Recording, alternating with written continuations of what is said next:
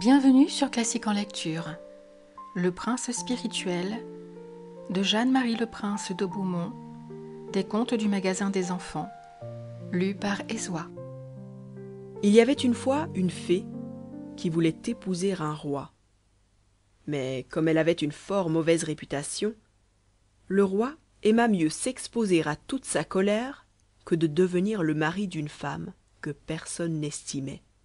Car il n'y a rien de si fâcheux pour un honnête homme que de voir sa femme méprisée.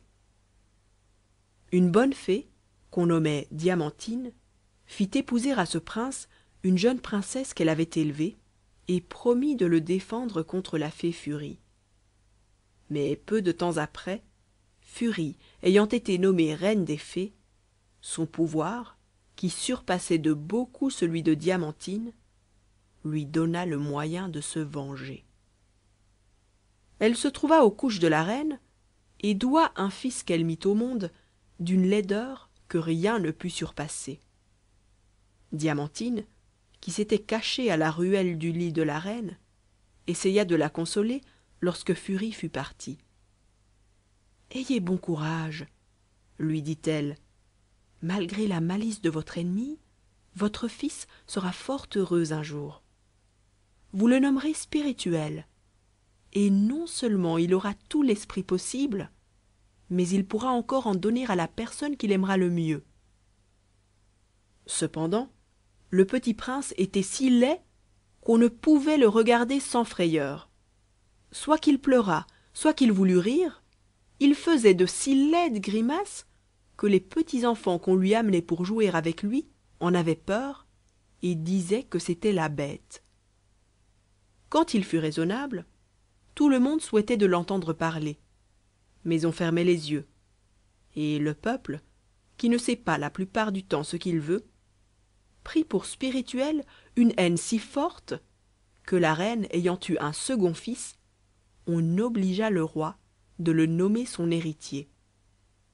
Car dans ce pays-là, le peuple avait droit de se choisir un maître. Spirituel céda sans murmure la couronne à son frère, et rebuté de la sottise des hommes qui n'estiment que la beauté du corps sans se soucier de celle de l'âme, il se retira dans une solitude où, s'appliquant à l'étude de la sagesse, il devint extrêmement heureux. Ce n'était pas là le compte de la fée Furie. Elle voulait qu'il fût misérable, et voici ce qu'elle fit pour lui faire perdre son bonheur. Furie avait un fils nommé Charmant. Elle l'adorait, quoiqu'il fût la plus grande bête du monde. Comme elle voulait le rendre heureux, à quelque prix que ce fût, elle enleva une princesse qui était parfaitement belle. Mais, afin qu'elle ne fût point rebutée de la bêtise de Charmant, elle souhaita qu'elle fût aussi sotte que lui. Cette princesse, qu'on appelait Astre, vivait avec Charmant, et quoiqu'ils eussent 16 ans passés, on n'avait jamais pu leur apprendre à lire. Furie fit peindre la princesse et porta elle-même son portrait dans une petite maison où Spirituel vivait avec un seul domestique. La malice de Furie lui réussit, et quoique Spirituel sût que la princesse Astre était dans le palais de son ennemi, il en devint si amoureux qu'il résolut d'y aller, mais en même temps, se souvenant de sa laideur, il vit bien qu'il était le plus malheureux de tous les hommes, puisqu'il était sûr de paraître horrible aux yeux de cette belle fille. Il résista longtemps au désir qu'il avait de la voir, mais enfin sa passion l'emporta sur sa raison. Il partit avec son valet, et Furie fut enchantée de lui voir prendre cette résolution pour avoir le plaisir de le tourmenter tout à son aise. Astre se promenait dans le jardin avec Diamantine, sa gouvernante. Lorsqu'elle vit approcher le prince, elle fit un grand cri et voulait s'enfuir. Mais Diamantine, l'en ayant empêchée, elle cacha sa tête dans ses deux mains et dit à la fée: « Ma bonne, faites sortir ce vilain homme, il me fait mourir de peur. » le prince voulut profiter du moment où elle avait les yeux fermés pour lui faire un compliment bien arrangé. Mais c'était comme s'il eût parlé latin. Elle était trop bête pour le comprendre. En même temps, Spirituel entendit Furie qui riait de toute sa force en se moquant de lui. Vous en avez assez fait la première fois, dit-elle au prince. Vous pouvez vous retirer dans un appartement que je vous ai fait préparer et d'où vous aurez le plaisir de voir la princesse tout à votre aise. Vous croyez peut-être que Spirituel s'amusa à dire des injures à cette méchante femme? Mais il avait trop d'esprit pour cela. Il savait qu'elle ne cherchait qu'à le fâcher, et il ne lui donna point le plaisir de se mettre en colère. Il était trop affligé, mais ce fut bien pis lorsqu'il entendit une conversation d'Astre avec Charmant. Car elle dit tant de bêtises qu'elle ne lui parut plus si belle de moitié, et qu'il prit la résolution de l'oublier et de retourner dans sa solitude. Il voulut auparavant prendre congé de Diamantine.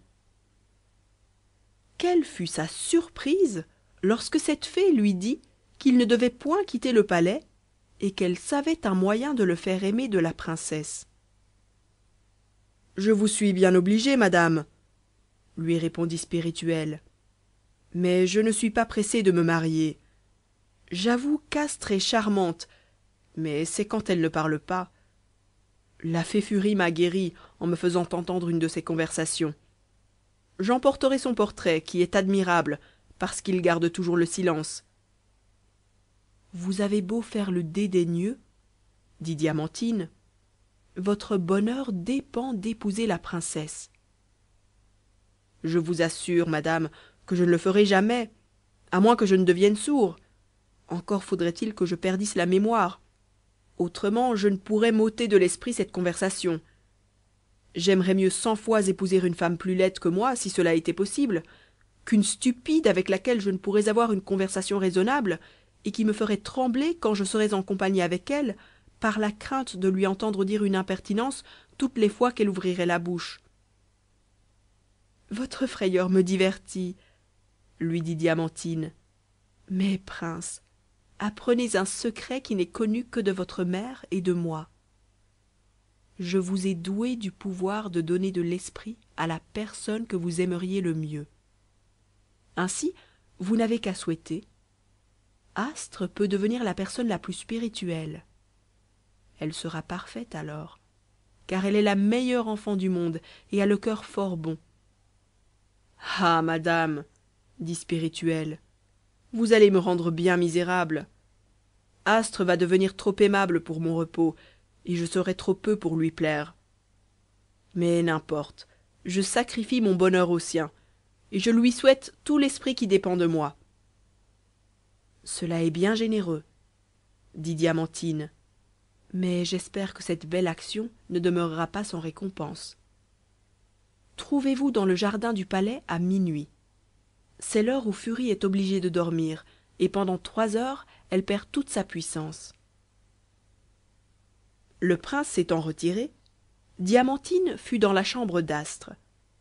Elle la trouva assise, la tête appuyée dans ses mains, comme une personne qui rêve profondément. Diamantine l'ayant appelée, Astre lui dit « Ah, madame, si vous pouviez voir ce qui vient de se passer en moi, vous seriez bien surprise. Depuis un moment je suis comme dans un nouveau monde. Je réfléchis, je pense, mes pensées s'arrangent dans une forme qui me donne un plaisir infini, et je suis bien honteuse en me rappelant ma répugnance pour les livres et les sciences. » « Eh bien, lui dit Diamantine, vous pourrez vous en corriger. Vous épouserez dans 2 jours le prince charmant, et vous étudierez ensuite tout à votre aise. »« Ah, ma bonne, répondit Astre en soupirant, serait-il bien possible que je fusse condamnée à épouser Charmant? Il est si bête que cela me fait trembler. Mais dites-moi, je vous prie, pourquoi je n'ai pas connu plus tôt la bêtise de ce prince? »« C'est que vous étiez vous-même une sotte, dit la fée. Mais voici justement le prince charmant. » Effectivement, il entra dans sa chambre avec un nid de moineaux dans son chapeau. Tenez, dit-il, je viens de laisser mon maître dans une grande colère parce qu'au lieu de dire ma leçon, j'ai été dénicher ce nid. Mais votre maître a raison d'être en colère, lui dit Astre. N'est-il pas honteux qu'un garçon de votre âge ne sache pas lire? Oh, vous m'ennuyez aussi bien que lui, répondit Charmant. J'ai bien à faire de toute cette science. Moi, j'aime mieux un cerf-volant ou une boule que tous les livres du monde. Adieu, je vais jouer au volant. Et je serai la femme de ce stupide, dit Astre lorsqu'il fut sorti. Je vous assure, ma bonne, que j'aimerais mieux mourir que de l'épouser. Quelle différence de lui à ce prince que j'ai vu tantôt! Il est vrai qu'il est bien laid, mais quand je me rappelle son discours, il me semble qu'il n'est plus si horrible. Pourquoi n'a-t-il pas le visage comme Charmant? Mais après tout, que sert la beauté du visage? Une maladie peut l'ôter, la vieillesse la fait perdre à coup sûr, et que reste-t-il alors à ceux qui n'ont pas d'esprit? En vérité, ma bonne, s'il fallait choisir, j'aimerais mieux ce prince malgré sa laideur que ce stupide qu'on veut me faire épouser. Je suis bien aise de vous voir penser d'une manière si raisonnable, dit Diamantine, mais j'ai un conseil à vous donner. Cachez soigneusement à Furie tout votre esprit. Tout est perdu si vous lui laissez connaître le changement qui s'est fait en vous. Astre obéit à sa gouvernante, et sitôt que minuit fut sonné, la bonne fée proposa à la princesse de descendre dans les jardins. Elles s'assirent sur un banc, et Spirituel ne tarda pas à les joindre. Quelle fut sa joie lorsqu'il entendit parler Astre et qu'il fut convaincu qu'il lui avait donné autant d'esprit qu'il en avait lui-même. Astre, de son côté, était enchanté de la conversation du prince. Mais lorsque Diamantine lui eut appris l'obligation qu'elle avait à Spirituel, sa reconnaissance lui fit oublier sa laideur, quoiqu'elle le vît parfaitement, car il faisait clair de lune. « Que je vous ai d'obligation, lui dit-elle, comment pourrais-je m'acquitter envers vous? Vous le pouvez facilement, répondit la fée, en devenant l'épouse de Spirituel. Il ne tient qu'à vous de lui donner autant de beauté qu'il vous a donné d'esprit. J'en serais bien fâchée, répondit Astre. Spirituel me plaît tel qu'il est. Je ne m'embarrasse guère qu'il soit beau. Il est aimable, cela me suffit. Vous venez de finir tous ces malheurs, dit Diamantine. Si vous eussiez succombé à la tentation de le rendre beau, vous restiez sous le pouvoir de Furie. Mais à présent, vous n'avez rien à craindre de sa rage. Je vais vous transporter dans le royaume de Spirituel. Son frère est mort, et la haine que Furie avait inspirée contre lui au peuple ne subsiste plus. Effectivement, on vit revenir Spirituel avec joie, et il n'eut pas demeuré 3 mois dans son royaume qu'on s'accoutuma à son visage, mais on ne cessa jamais d'admirer son esprit. Merci d'avoir écouté Le Prince Spirituel sur Classique en lecture. Si cette vidéo vous a plu, vous pouvez la partager. N'hésitez pas à liker, vous abonner et activer la cloche des notifications pour être prévenu lorsque je sors une nouvelle vidéo de lecture. À très vite sur Classique en lecture.